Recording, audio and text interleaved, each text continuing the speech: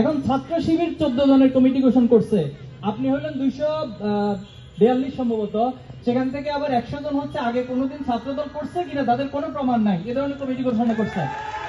এরপরে সেখান থেকে 17 থেকে 18 জন যাদের একবারে ডকুমেন্ট সহ তারা ছাত্রলীগের সাথে সম্পৃক্ত ছিল। এরপরে সেখান থেকে 5 জনকে আবার আপনি বহিষ্কার করতে বাধ্য হয়েছেন। তাহলে আপনি কোন ক্যাটাগরির এই 245 জন কমিটি গঠন করছেন আমাদের জানা নাই। যাই হোক, আমার প্রশ্নটা হচ্ছে জাহিদ ভাইয়ের কাছে। বর্তমানে আমি সূর্যসেন হলে থাকছি, আমি ছাত্রদলের একজন অ্যাক্টিভিস্ট। আমার একটা রাজনৈতিক পরিচয় সাথে নিয়েই আমি থাকছি এবং বিগত বছরগুলোতে আমার এই রাজনৈতিক পরিচয় নিয়েই আমি আন্দোলন সংগ্রাম করেছি।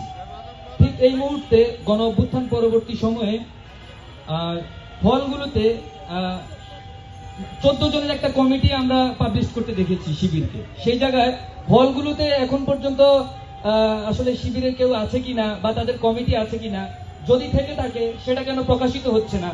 কারণ ডেমোক্রেসির যে ভ্যালুস, সেটা প্রথমটা হচ্ছে আপনার ট্রান্সপারেন্সি, স্বচ্ছতা। তো এই জায়গায় স্বচ্ছতার জায়গা থেকে ওনারা যদি ডেমোক্রেসিতে বিশ্বাস করে থাকেন, তাহলে ওনাদের কমিটিটা প্রকাশ কেন হচ্ছে না, এই ব্যাপারে আমি জানতে চাই।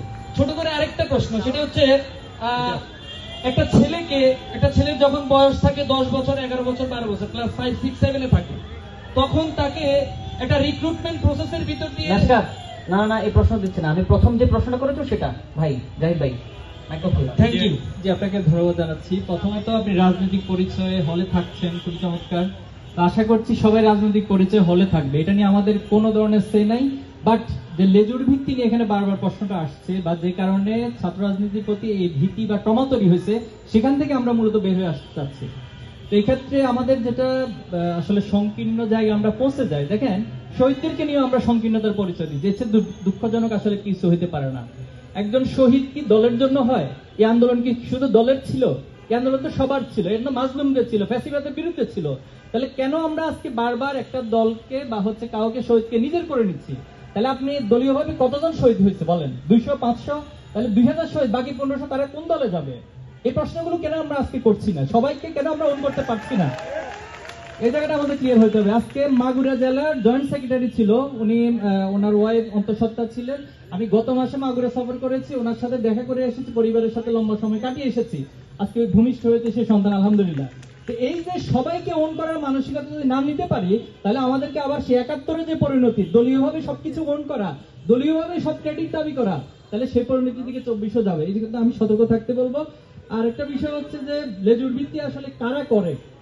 আমি এখানে আজকে উপস্থিত সবার কাছে চ্যালেঞ্জটা ছুড়ে দিতে চাই, এটা নিয়ে একটা কম্পারেটিভ স্টাডি হোক, এটা নিয়ে একটা একাডেমিক স্টাডি হোক।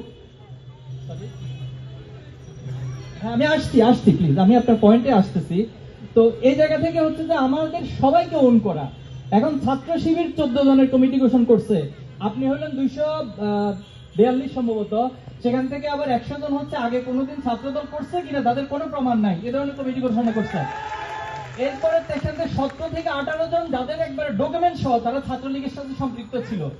এরপরে সেখান থেকে 5 জনকে আবার আপনি বহিষ্কার করতে বাধ্য হয়েছেন। তাহলে আপনি কোন ক্যাটাগরির এই 245 জন কমিটি গঠন করছেন আমাদের জানা নাই। বাট আমরা যেটা মূল পয়েন্টটা বুঝাতে চাচ্ছি যে ছাত্র শিবির 15 জন 20 জন কমিটি ফ্যাক্টর না, বাট সাধারণ ছাত্রদের হয়ে সবাইকে অন করে সবার হয়ে মূলত রাজনীতি করতে চাই, এটা আমাদের জায়গা।